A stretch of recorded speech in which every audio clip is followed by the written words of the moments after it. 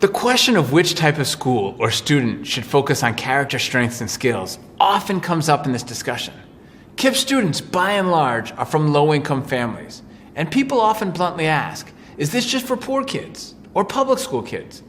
The research says no, and so does Dominic Randolph, who heads Riverdale Country School, an elite private school in New York City.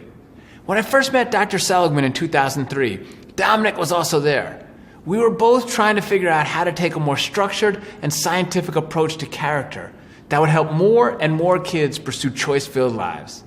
Here's an excerpt of a recent conversation Dominic and I had on the power of character and the concept of flourishing.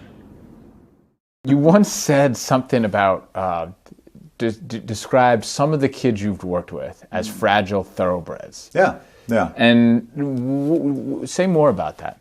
I'm really concerned about the kids that are actually performing really well given our metrics at Riverdale. So the kids that have the highest GPAs, who are going through this school, always succeeding. And I worry that in some ways the message that they get is, it's all easy, everything's been fine. And for some of those kids, it's really super easy. And the trouble is that they're going to reach a point in their life where it's not easy. And I think that those kids actually have like the sort of Dweckian fixed mindset. And that's a really dangerous thing, I think, to send kids out into the world with. The question is, how do you confound those kids? Right.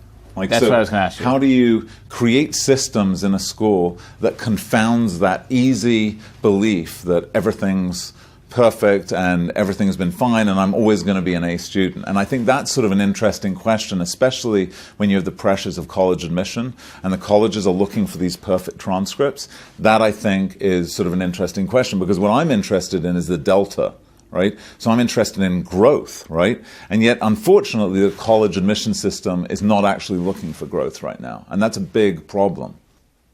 There is a perception, what you and I both would consider a misperception, that the work around these type of character strengths seems more necessary or more needed in schools serving predominantly low-income kids. Part of that is rooted in the fact that there's an assumption that college is a given for the students who come to Riverdale. And inherent in KIPP's mission is, preparation for college and career. And for so many of the kids that KIPP serves, they will be, the first or among the first to go to college. Explain your views on why you felt at a school like Riverdale it was so essential. I had worked in a variety of different international schools, and then at the Lawrenceville School down in New Jersey, and it was a boarding school, a high school. But, even in schools that had this, some of the greatest schools that have this sense of a full life for the child, and you see students in let's say a residential house, and you see them on athletic fields or on the theater stage, and you see them in classrooms, there still seemed to be this sort of lack of binding concept around that connected those different parts of people's lives. And so, whether it's in a boarding school or a day school, I think still there's this notion of, does the actual academic work lead to something that's part of you? How does your social life develop this sort of sense of integrity of the individual? How do you frame that and get an understanding of that? And so I was looking for people that were actually bringing hard-nosed scientific research to that idea of human endeavor, character development. How do you bring a sort of wholeness to schools and a way of communicating that wholeness to students, faculty, and parents that would make sense? I also think there's sort of like maybe that sort of fragile thoroughbred thing. There's a disruptive quality to this. So you can go through, and if you're coming from, if you've got a life that's pretty easy, and there are lots of things that are done for you, and you come to a place where you feel very comfortable and you get reinforced in that comfort. This is a way of sort of disrupting a bit that comfort level? And I think that's sort of an interesting thing and an interesting question. And I even think parents of all different backgrounds are actually asking that in relation to their kids. They're sort of, especially people who can offer their kids a certain amount of ease or facility in their lives, they're starting to think, well, wait a minute, am I actually providing my kid with the type of capacities they'll need to survive and thrive in the world that we're living in, which is sort of volatile and sometimes pretty crazy.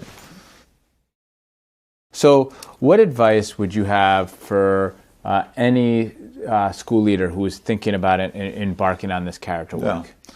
So one of the things that I think that I was fascinated by when I started learning about KIPP was, even prior to you beginning the sort of research in this, is how much you made character a part of the mission of the school, along with the academic side of things.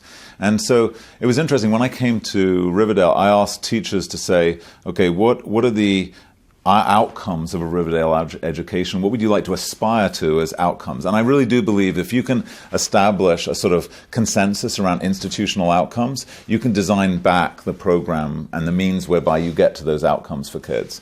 And so when we did that work, we actually then separated them, categorized them under sort of mind, character, and community. What we realized at the very beginning was we were pretty good on the mind and assessing and evaluating, giving feedback on the development of the mind.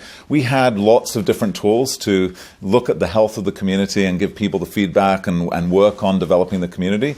We honestly didn't have much of a definition of character, and we honestly didn't have any really way of giving feedback around character to kids.